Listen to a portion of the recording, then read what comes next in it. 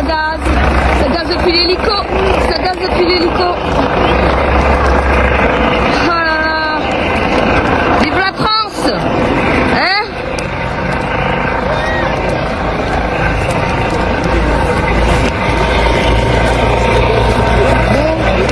Ça gaz.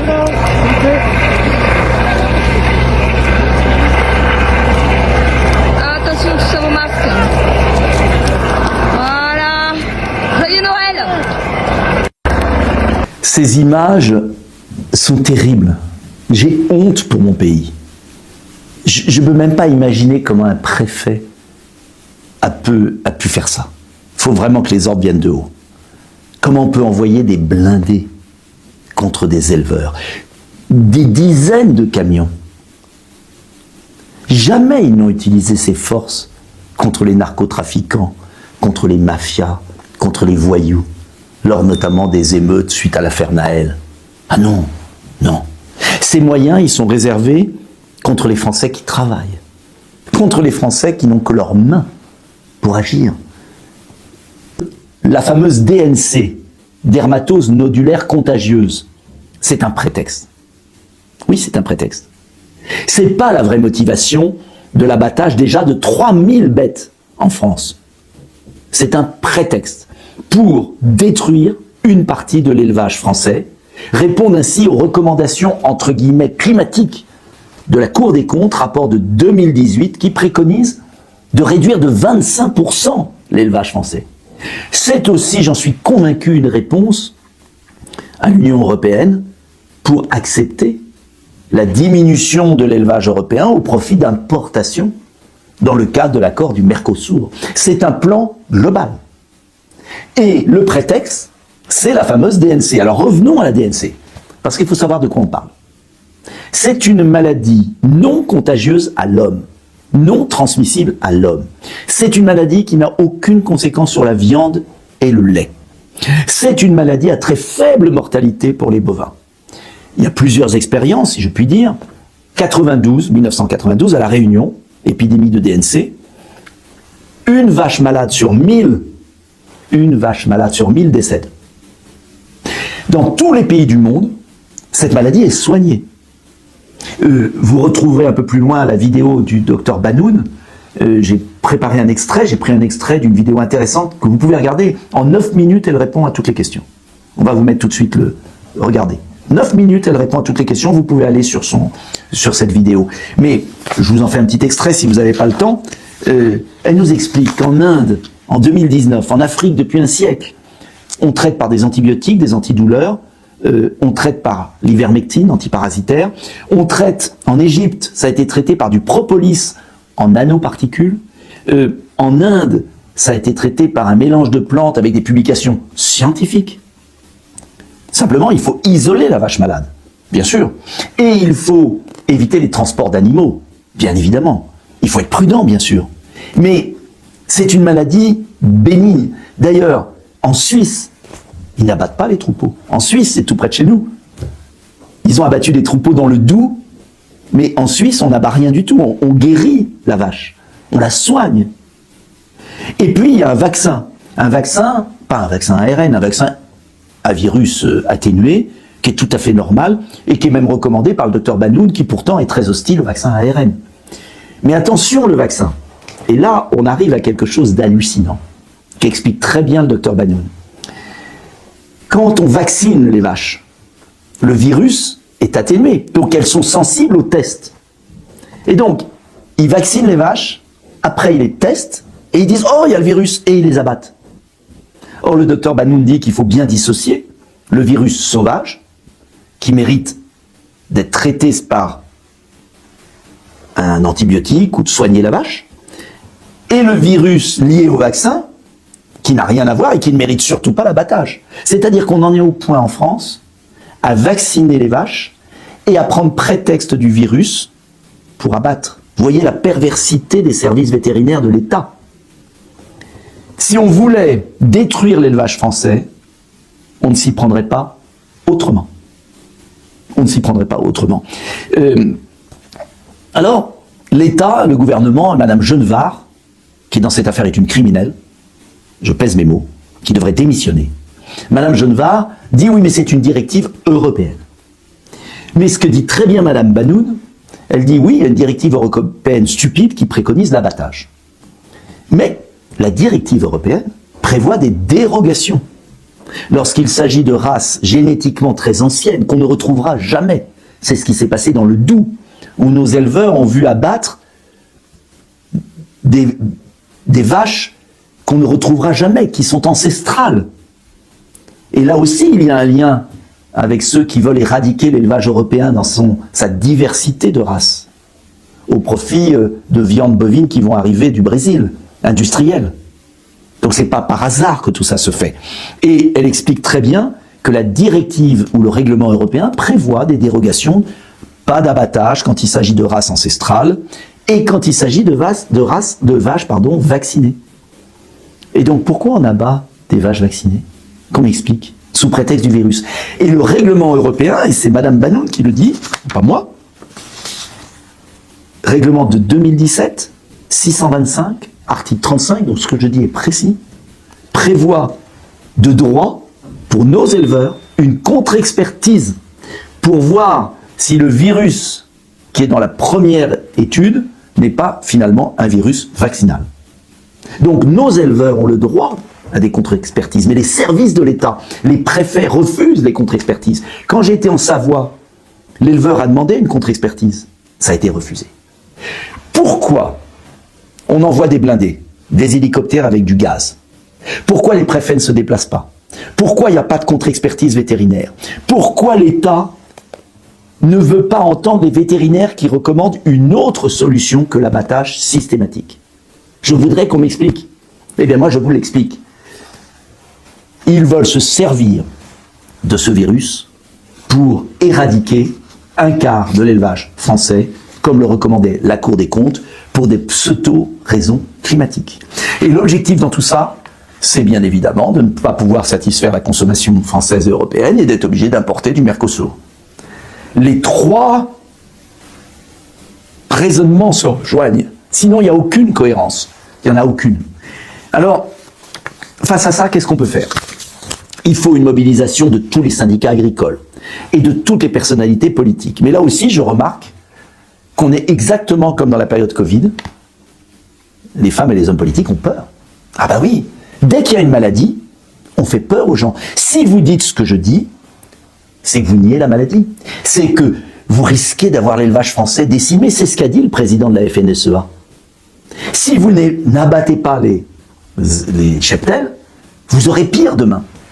Donc il y a un mensonge originel et personne n'ose, dans les personnalités politiques, ou très peu, à part quelques-uns, on n'est pas nombreux, comme pendant la crise Covid, à dire la vérité. Parce que là, on dit la vérité. C'est curieux quand même, la Suisse, l'Afrique du Sud, les Balkans, il y a eu une épidémie dans les Balkans, ça a été soigné par la vaccination et l'interdiction des transports de bovins. Donc, pourquoi ce qui a marché en Inde, en Égypte, dans les Balkans, en Afrique du Sud, en Suisse, pourquoi ce qui marche partout dans le monde ne marche pas en France? Moi, je voudrais qu'on m'explique. Au-delà de ça, il faut bien comprendre ce que vivent nos éleveurs. 100 000 exploitations ont disparu depuis 2010. 100 000. Nos éleveurs sont coincés entre, d'un côté, la multiplication des normes absurdes, et de l'autre, la concurrence déloyale 30% moins chère de produits, ou plutôt de viande, qui sont importés et qui sont cultivés ou élevés à partir avec des produits interdits sur le sol européen. J'ai un cahier qu'on a écrit avec les meilleurs experts agricoles, beaucoup d'éleveurs, beaucoup d'agriculteurs. C'est le projet de Debout la France. Je vous recommande de le lire sur le site internet de Debout la France, on va vous mettre le lien. Et nous avons 15 propositions pour sauver l'agriculture française. Ces propositions, je les ai mûries depuis des années. Elles sont précises. Et elles visent tout simplement à arrêter la contradiction entre des normes trop sévères sur le sol français et l'importation de produits interdits sur notre sol en Europe. C'est très simple. Mais pour ça, il faut sortir de la politique agricole commune et rétablir une politique agricole nationale. Alors certains vont dire, oui, mais on ne peut pas. Puisque, souvenez-vous, l'Europe donne beaucoup d'argent à nos agriculteurs. C'est faux. L'Europe donne beaucoup d'argent, oui, 9 milliards d'euros. Mais ça fait partie des 25 qu'on donne à l'Union européenne et des 30 qu'on va donner en 2026. On va donner 30 en 2026, on va recevoir 15, et dans les 15, il y a les 9 de nos agriculteurs. Vous ne croyez pas que ce serait plus simple? On arrête de verser, et on verse directement 9 milliards ou 10 milliards à nos agriculteurs, avec des critères beaucoup plus simples, comme le font les Suisses. Les Suisses ont des mesures protectionnistes, les Suisses subventionnent leur agriculture comme les Américains, comme les Canadiens, comme tous les pays du monde, mais ils le font de manière nationale, avec des critères simples. C'est ce que je propose. Mais il ne suffit pas de sortir de la politique agricole européenne et de rétablir une politique agricole nationale. Il faut arrêter de surtransposer des normes dans tous les sens. Il faut interdire à des sociétés financières d'acheter des terres à travers les SAFER, à travers des sociétés écrans, pour garder une agriculture familiale. Il faut un revenu rémunérateur, et c'est possible si on met des prix garantis. Alors vous allez me dire, oui, mais c'est de l'Union soviétique, pas du tout. Le général de Gaulle, avec Edgar Pisani, ministre de l'Agriculture, ont fait ça entre 1960 et Michel Barnier, qui a tout détricoté avec Hervé Guémard, avec Bruno Le Maire, dans les années 2015. La politique agricole commune a marché au départ. Pourquoi? C'était des prix garantis par produit, pas de spéculation, des quotas pour éviter des surproductions et une répartition intelligente entre les pays d'Europe des productions. Avec l'arrivée de l'Angleterre dans le marché commun, avec la libéralisation à outrance, avec des gouvernements faibles, eh bien, ils ont tout bazardé. On est arrivé à un système spéculatif, un système de concurrence déloyale. Là-dessus, Mme von der Leyen a signé plein d'accords de libre-échange déloyaux et elle a multiplié les normes. Elle a tué l'agriculture européenne. Il faut s'extraire de tout cela, rétablir une politique agricole nationale. Il y a 2 modèles à voir, le Canada, qui a des prix garantis du lait, la Suisse, et on peut le faire. On a l'argent pour le faire. Ça nous coûtera d'ailleurs moins cher que de donner l'argent à l'Union européenne. Il y aura moins de normes. Nos agriculteurs seront respectés. Et puis il faut aider les jeunes à s'installer, et il faut garder une agriculture de qualité. Bien sûr, l'objectif c'est quoi? L'agriculture de qualité alimentaire, des paysages et des régions protégées, et puis bien sûr l'autosuffisance alimentaire, car je vous rappelle qu'avec la politique actuelle, vous le trouverez dans notre cahier, j'ai les chiffres là, 43% de la consommation française de poulet est importée. Avec le Mercosur, ça sera encore plus, du poulet bourré d'hormones et d'antibiotiques. 23% de la viande bovine est déjà importée en France, dans les cantines, dans les restaurants d'entreprise. Et ça sera pire avec l'accord du Mercosur. 54% de la viande ovine, 53% des tomates. Pour la première année, la balance agroalimentaire française est déficitaire. Ils auront pillé notre pays et maintenant ils veulent le détruire et détruire ceux qui résistent. Aujourd'hui en France, ce qui se joue avec les agriculteurs dépasse largement une simple crise sectorielle. C'est le symptôme d'un malaise profond, presque d'une rupture entre ceux qui nourrissent le pays et ceux qui le gouvernent. Depuis des mois, la colère monte. Des tracteurs sur les routes, des blocages, des actions coup de poing, et derrière ces images, une réalité brutale. Pour beaucoup d'agriculteurs, travailler ne suffit plus pour vivre. Les charges explosent, le carburant, les engrais, l'énergie, pendant que les prix de vente restent écrasés par la grande distribution et la concurrence internationale. Résultat, certains gagnent moins qu'un SMIC après des semaines de 60 heures de travail. À cela s'ajoutent des normes toujours plus nombreuses, souvent décidées loin des champs, perçues comme incohérentes ou déconnectées du terrain. Les agriculteurs ne rejettent pas l'écologie, contrairement à ce qu'on entend parfois, mais ils dénoncent une écologie punitive, sans accompagnement réel, sans compensation, qui fragilise encore davantage des exploitations déjà à bout de souffle. Il y a aussi le sentiment d'injustice face aux importations. Comment accepter que des produits étrangers, soumis à moins de contraintes, arrivent sur le marché français à des prix imbattables, pendant que l'on impose toujours plus de règles aux producteurs locaux? Et puis il y a le climat, imprévisible, violent, avec des sécheresses, des inondations, des récoltes détruites, souvent sans assurance suffisante pour amortir le choc. Tout cela crée un sentiment d'abandon, voire de mépris. Ce que disent les agriculteurs aujourd'hui, ce n'est pas seulement on n'y arrive plus, c'est on ne se sent plus respecté. Derrière la colère, il y a une détresse humaine, un mal-être profond, parfois tragique, dans un métier pourtant essentiel. La question qui se pose alors est simple mais dérangeante. Quel modèle agricole voulons-nous pour demain ? Une agriculture sacrifiée au nom de la rentabilité et des accords commerciaux, ou une agriculture protégée, valorisée, qui permet à ceux qui la pratiquent de vivre dignement. Tant que cette question ne sera pas traitée sérieusement, la colère des agriculteurs ne disparaîtra pas. Elle continuera de gronder parce qu'on ne peut pas demander indéfiniment à ceux qui nourrissent la nation de se serrer la ceinture pendant que tout le reste du système prospère.